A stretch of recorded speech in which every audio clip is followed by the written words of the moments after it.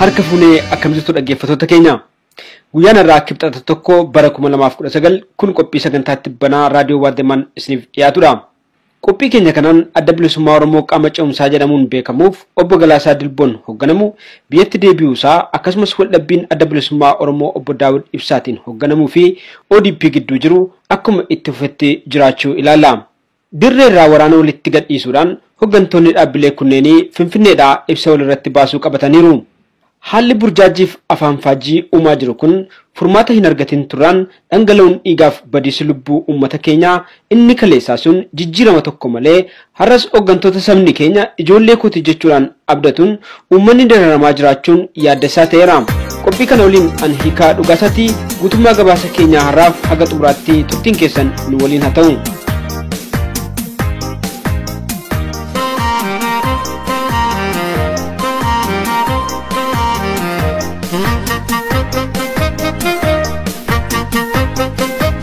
Welcome fi walyakun adda bilisummaa Oromoo fi Oromoo Democratic Party akkuma itti fufetti jira. Guyyaa irraa deeggartoonni adda bilisummaa Oromoo guyyaa waraana bilisummaa Oromoo magaalaa Finfinnee kutaa magaalaa Kolfee Qaraaniyooti kabajuuf yeroo walgaanitti walga'ichi humna mootummaatiin akka dhorkame himamaa jira. Itti dabaluudhaan namoota lama jechuunis Lammii Beenyaa fi Daawit Abdataa kan jedhaman humni kun fudhatee akka deeme beekameera. Hagammaatti eessa akka isaan jiran garuu wanni beekamee hin jiru. Bifol fakkaatuun torban tokko dura waajjira adda bilisummaa Oromoo Gullalleetti argamu keessaa Dr. Gadaa fi Injiinar Daandii Garbooshee butanii Dr. Gadaa yeroo gadhiisan daandii hambifataniiru. Adeemsi yeroo ammaan kana biyya keessatti deemamaa jiru baay'inaan kan wal faalleessuudha. Gama tokkoon jaarsummaan adeemama. Dirree gubbaatti garuu waraanni jara lamaanii wal adamsaa fi wal rukutaa oolu. Oromiyaa giddu galaatti adda bilisummaa Oromoo waajjira magaalaa Finfinnee kutaa magaalaa Booneetti banachuutu himama. Lixa Oromiyaa magaalaa Gimbiitti ammoo waajjira adda bilisummaa Oromoo humna waraanaa mootummaatiin cabee alaabaan dhaabaa buufamee ciramuutu gabaafama. Haga ammaatti magaalaalee akka Gujiitti, Moyaaleetti, Koboritti, Begiitti, Naqamteetti, Gimbiitti, Finfinneetti, Buraayyuutti, Sabbataa fi magaalaalee Oromiyaa baay'ee keessatti sababa ABO fi namoonni dararamu ni hidhamu. Reebamuu fi ajjeefamuutu dhaga'ama. Nagaan lixa Oromiyaa boora'ee caasaan mootummaa bakka hedduutti hojii ala ergatee bubbuleera jechuudhaan hooggantoonni ODP duula ammaa kanaaf sababa himu. Yeroo ammaa kana lixa Oromiyaa humna waraanaa gosa lamatu waliin jiraata. Gaaga'amni kana gidduutti uummata nagaa mudachaa jiru hedduudha. Hoogganaan waraanaa adda bilisummaa Oromoo ibsa miidiyaaleef kenna. Hayyuduree fi dubbii himaan adda bilisummaa Oromoo miidiyaaleef Finfinneetti ibsa kennu. Hooggantoota ODP waliin miidiyaaf dhiyaatanii gaaffiif deebiif ibsa kennu. Gama biraatiin ammoo sababa wal dhibdee ODP'f ABO'tiif hiyyeessi waan nyaatee bulu hin qabne lixa Oromiyaa irraa hiraarfamaa jira. Kibba Oromiyaattis immoo ajjeefamaa jira. Waggaa tokkoon dura waraanni mootummaa magaalaa Dambiloolootti mucaa ajjeesee haadha irra teessise. Shaashimanneetti ulfa rasaasaa rukute. Har'as bara Oromoon muummicha ministeeraa Itoophiyaa ta'ee jiruu fi lammaan pireezidantii mootummaa naannoo Oromiyaa ta'etti magaalaaleen lixa Oromiyaa Gujiif Booramni humna loltuu Itoophiyaa fi adda bilisummaa Oromoo gidduutti lola godhamuun nagaa dhoowwamaniiru. Yeroo ammaa kana naannoon Tigraay nageenya waaraa qaba. Naannoon Amaaraa humnoota hidhatanii bosona turan nagaan simatee keessummeessaa jira.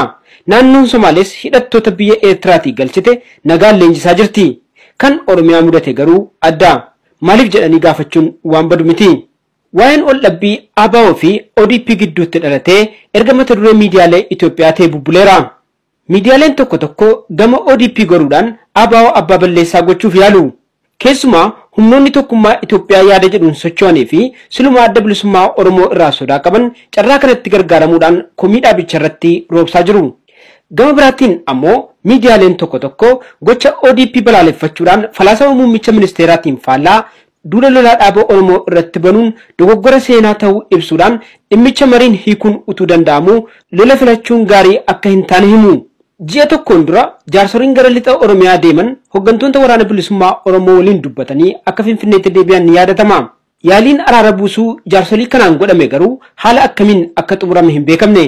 Kun kanaan hafee utuu jiruuti egaa amma jaarsoliin biyyaa hooggantoota adda bilisummaa Oromoo fi Oromoo Democratic Party erga haasofsiisanii booda gara lixa Oromiyaatti ammas fuula kan qajeelfatanii. Kanumaan wal qabatee jaarsolii kunneen lixa Oromiyaa deemuun maaliif barbaachise? utuu dhaabbilee lamman wal dhaban Finfinneetti haasofsiisuudhaan dubbii fixuun danda'amu gaaffiin jedhu ni ka'a. Kun gama tokkoon shakkii waraana bilisummaa Oromoo hagam tokko hooggantoota Finfinnee jiran irraa amantaa qaba gaaffii jedhus kaasa.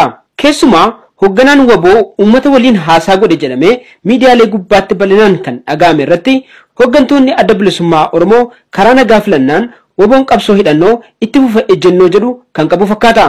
Duubarra garuu waboon ajaja hooggantoota adda bilisummaa Oromoon akka socho'u jaalmarroon miidiyaalee irraa afgaaffii dhiyaateen dubbatee ture. Haala adeemamaa jiru kanarraa eenyutu bu'aa buufata? ODP'n karaa nagaa didee walii galtee cabsuudhaan waraana kan filate abaa'oodha jechuudhaan dhaabicha fudhatamummaa dhowwachuudhaan humna dhowwee filannoo irraa taaggolchuuf akka tarsiimootti waan itti fayyadamaa jiru fakkaata.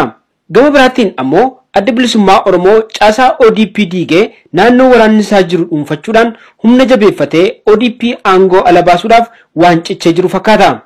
Waraanni amma waboo irratti bobbaafame kun boordirree dimokiraasii irratti hooggantoonni ODP qorqalbii Oromummaa kan hin qabnee fi waraana hagana ga'u waboo irratti bobbaasuun amala mootummoota darbanii kan qaban jechuudhaan akka abaa'oon isaaniin komatuuf karaa banaa jedhama. Dubbiin ammaa kun nagaan furamee dirreen dimokiraasii nagaan banamee kan itti fufamu taanaan waraanni ammaa kun gama lamaanuun miidhaaf bu'aan qaqqabsiisu hedduudha. Dhaabbilee kunneen lamman ammas taanaan dantaa dhaabaa fi dheebuu aangoof qaban kan shallagatan malee giddu gidduutti sabni miidhamuun isaa kan isaan yaaddessaa jiru hin fakkaatu. Haala amma jiru kanaan aayyoon Oromiyaa kaleessa bu'aa turte, har'as bu'aa jirti. Afaanuma araara faarsaniin deebi'anii lola labsu. Kaleessa ajjeesuun mo'amuudhaa jedhu, har'ammoo ajjeesuuf homaa waraanaa bobbaasu. Adda bilisummaa Oromoo nagaan qabsoo geggeessuudhaaf galee maaliif waraana akka leenjisuu filate ifatti bifa nama hundumaatiif hubatamuun ibsa gochuun utuu danda'ame bareedaa ture. Dirqameeti moo jaallatee kana godha inni jedhu gaaffii nama hundumaati. Walii galteen Eertiraatti irratti waliif galamee utuu hin kabajamin hafuudhaan gara lolaatti jara kana lamaan geessaa jiru maal akka ta'e ammayyuu taanaan uummataaf dhiphoodha.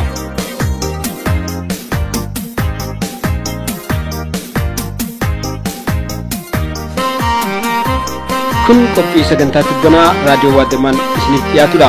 Yaada sagantaa keenyaaf qabdan karaa iimeelii keenyaa waademaa.radio@gmail.com nuuf barreessaa.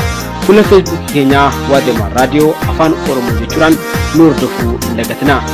Adda bilisummaa Oromoo obbo Galaasaa Dilboon hoogganamu hooggantoota 22 fudhatee biyyatti deebi'eera. Kun dhaabbilee maqaa adda bilisummaa Oromoon waamaman alatti hafan keessaa isa xumuraa ta'uu isaati. Qaama mootummaa keessaa itti gaafatamaan waajjira koree giddugalaa ODP Dr. Alamuu Simee fi hoogganaan ijaarsa siyaasa baadiyyaa ODP obbo Addisuu Araggaa akkasumas ministeera deetaa ministeera dhimma alaa adda Burtukaan Ayaanoo buufata xiyyaaraa Booleetti argamuudhaan simannaa kan godhaniif yeroo ta'u guyyaama kana galma giddugalaa aadaa Oromootti deeggartoota isaanii waliin wal arguudhaan haasaa godhaniiru. Obbo Galaasaa Dilboo adda bilisummaa Oromoo yeroo mootummaa ce'umsaa keessa ture sana hayyuu duree addichaa turani.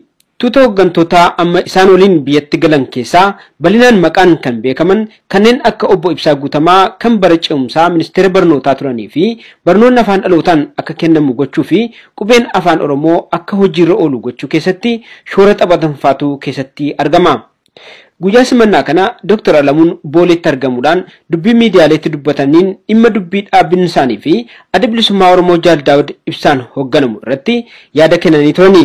Waldhabbiin dhaabni isaanii qabu dhaabbilee morkattootaa keessaa adda bilisummaa Oromoo kana qofa waliin akka ta'e ibsuudhaan adeemsa quba walitti qabuu geggeeffamaa jiru jabeessaniiru. Hooggantooti adda bilisummaa Oromoo qaama ce'umsaa hawaasa waliin guyyaa kana dubbii dubbataniin barbaachisummaa tokkummaa Oromoo irra deddeebi'anii yaadachiisaniiru. Jaal Galaasaan guyyaa kana akka dubbatanitti wareegamtoonni Shinnigaa kanneen jalqaba Somaalee keessatti wareegaman amantaan gargar hin baanu nuti Oromoodha akka jedhan hundi Oromiyaa guutuu keessaa kan walitti dhufanidha jechuudhaan tokkummaan Oromoo waliin wareegamuudhaan seenaa jabaa kan gaggaachaa as ga'e ta'uu ibsaniiru. Jaal Ibsaa Guutamaa ammoo jabina dhaloota qubee yeroo ibsan dhaloota ofii dhaloota fidalaa jechuudhaan dhaloonni isaanii walaallammii yaadaa qabaachaa akka ture ta'uudhaa fi kan qubee garuu kallattii sochii qajeelfatee ka beeku waan ta'eef hooggansi siyaasaa dhaloota kanaaf dabarfamee kennamuu akka qabu himani. Adda bilisummaa Oromoo kun waraana akka hin qabne Jaal Galaasaa Dilboo dubbatanii karaa nagaa jijjiirama jira jedhanii amananitti fayyadamuudhaan qabsaa'uudhaaf dhufuu dubbatanii. Jaal Galaasaan kanaan dura yaada miidiyaaleef kennaniin dhaabbilee maqaa adda bilisummaa Oromoon socho'an tokkoomsuun akka danda'amu yaada kennanii turani. Dhaabni kun filannoo biyyoolessaaf dorgommiitti ni dhiyaataa fi haala kamiin gara dirree siyaasaa biyyattiitti akka makamu bal'inaan wanni hanga ammaatti himame hin jiru. Haga ammaatti dhaabbilee biyya alaatii deebi'an keessaa kan ODP waliin ifaan ifatti wal ta'e ODF qofa ta'uun ni yaadatama. Yeroo siyaasa Oromoofis ta'e biyyattiif naannoo gaanfa Afrikaatiif murteessaa ta'e kanatti dhaabbileen alaa dacha'an kun tokkummaa uumanii dantaa saba bakka bu'anii tiksuula inni jedhu ammayyuu gaaffii nama baay'eeti. Oromoon Oromiyaa keessaaf ala jiru tokkummaa isaa gochaan argisiiseera. Waggoota arfan darban kana wal duukaa dhaabbatee mootummaa abbaa irree kirkirsee jigsuudhaan barumsa guddaa barsiisee jira. Amma rakkoon jiru akkuma garagalchii miilli mataa hooqee jedhan sana kan tokko ta'uu dadhabe hayyoota dhaabbilee siyaasaa hoogganan ta'uu isaati. Tokko taatanii baatanii shan taatanii nutti dhuftan jechuudhaan uummanni dhaaba jaallatu gargar qircamuusaa ammam akka hin barbaanne ibsaafi ture. Yeroo filannoon biyyoolessaa dhiyaachaa jiru kanatti dhaabbileen siyaasaa Oromiyaa keessatti dorgoman meeqatu qophiirra akka jiru hin beekamu. Garuu akka jedhamaa ture gara paartilee lamaa yookaan sadiitti dhufuudhaan uummatatti gadi ba'uu laata. Walumaan kan ilaalu ta'a. Haala aga ammaatti mul'atu irraa garuu tilmaamuun kan danda'amu dhaabbileen sadii jechuunis Adda Bilisummaa Oromoo, Koongireesii Federaalistii Oromoo fi Oromoo Dimokiraatik Paartiin Oromiyaa keessatti wal dorgommiidhaaf kallattii waan qabatan fakkaata. Haalli amma jiru filannootiif kan deemsisu fakkaatu baatus garuu nageenyi barbaadamu Adda Bilisummaa Oromoo fi Oromoo Dimokiraatik Paartii gidduutti bu'ee gara wal dorgommii yaadaatti deebi'a mala abdiin jedhu ammas bal'inaan jira. Gama biraatiin ammoo lafarratti sochiin mul'atu hin jiraatin iyyuu malee Adda Bilisummaa Oromootii fi Koongireesii Federaalistii Oromoo gidduutti walta'iinsi ni ta'a abdiin jedhu bal'inaan yeroo dubbatamu ni dhaga'ama. Akkuma uummanni jedhu kana dhaabbilee kunneen lamman wal ta'uudhaan dhaabbatanii abdii fedha uummataa kana ni dhugoomsula. Isas walumaan gara fuulduraatti kan ilaalu ta'a. Egaan dhaggeeffattoota keenya qophiin har'aaf jenne haganuma. Hagammaatti waan nu dhaggeeffattaniif galatooma. Yaada sagantaa keenyaaf qabdan kara iimeelii keenya waaddeemaaraadiyoo@gmail.com nuuf barreessaa. Fuula feesbuukii keenya waaddeemaaraadiyoo afaan Oromoo jechuudhaan nu hordofuu hin dagatinaa. Torban qophii wal fakkaatuun walitti deebinaa hagasittuu nagaatti.